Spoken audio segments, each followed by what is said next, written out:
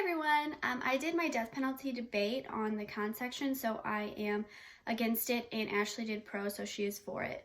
The death penalty has been a problematic debate for quite some time. Supporters and critics have been going head-to-head for decades on whether to implement the death penalty or not. One of the main arguments that I highlight throughout my debate is in support of the abolishment of the death penalty, also known as capital punishment, and that is also a serious human rights violation. According to Article 3 of the UDHR, which is the Universal Declaration of Human Rights, states must recognize that all human beings have the right to life. The death penalty is a violation of this basic human right by physically bringing the end to another person's life. I have supporting facts of why I think the abolishment of the death penalty is important and why it should be put into place. The first one is the death penalty is not a deterrent to crime. No statistical evidence or research actually supports that the death penalty is a deterrent to crime. According to the Journal of Criminal Law and Criminology, there's a study in there by a sociology professor at the University of Colorado in Boulder. The studies tested the opinions of death penalty in experts of the criminology field. The results revealed that most experts do not believe that the death penalty deterrents to murder, nor do they believe that existing empirical research supports the deterrence theory. The authors also reported that 88.2% of experts do not believe that the death penalty actually deters murder at all. And I got that from Radelet and Ladcock on page 505 in the Journal of Criminal Law and Criminology. In addition, the death penalty is very expensive. A 2003 legislative audit in Kansas found that an estimated cost of death penalty case was 70% more than the cost of comparable non-death penalty case. So the death penalty costs were $1.26 million compared to $740,000 for non-death penalty cases. Another supporting factor is that the death penalty diverts resources from genuine crime control measures. Spending money on the death penalty system means reducing the resources available for crime prevention, mental health treatment, education and rehabilitation, meaningful victim services, and drug treatment programs. And lastly, the death penalty leads to more violence and safety issues.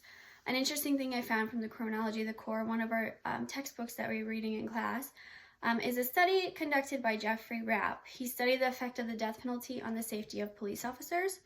As a result, he found that the introduction of capital punishment actually created an extremely dangerous environment for law enforcement officers. Because the death penalty does not have the deterrent effect, criminals are more likely to kill police officers when the death penalty is in place.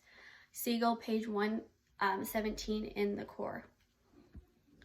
Ashley argues for the eye for an eye approach, or the law of retaliation, getting even for the victim, acting in revenge. However, this is not a just argument. It's not very base, not a good argument to really go on. There are many flaws to the eye for an eye approach. Many victims' family denounce the use of the death penalty.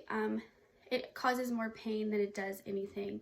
I got an example from one of the journals in Michigan State University Death Penalty Information Center. A gentleman by the name of Bud Welch's daughter was killed in Oklahoma City bombing. And at first it was his idea to retaliate. He wanted revenge. He wanted this criminal to be put to death. But then he quoted, "Such killing is simply vengeance, and it was vengeance that killed Julie. Vengeance is a strong and natural emotion, but it has no place in our justice system." So the eye for an eye approach is really an Old Testament law that really is outdated for the new world of equality and justice. It has no room in the criminal justice system anymore. Two wrongs don't make a right, they just make two wrongs. So the U.S. death penalty system morally violates human rights law. It often applied in arbitrary and discriminatory manner without affording to vital process rights, and moreover, methods of execution and death row conditions have been condemned as cruel, inhumane, or degrading treatment, and even torture. We should focus on equality and abolish the death penalty. It's very expensive. We could be using our resources elsewhere. It leads to more violence, and I feel like my debate goes into why we should be for the abolishment of the death penalty.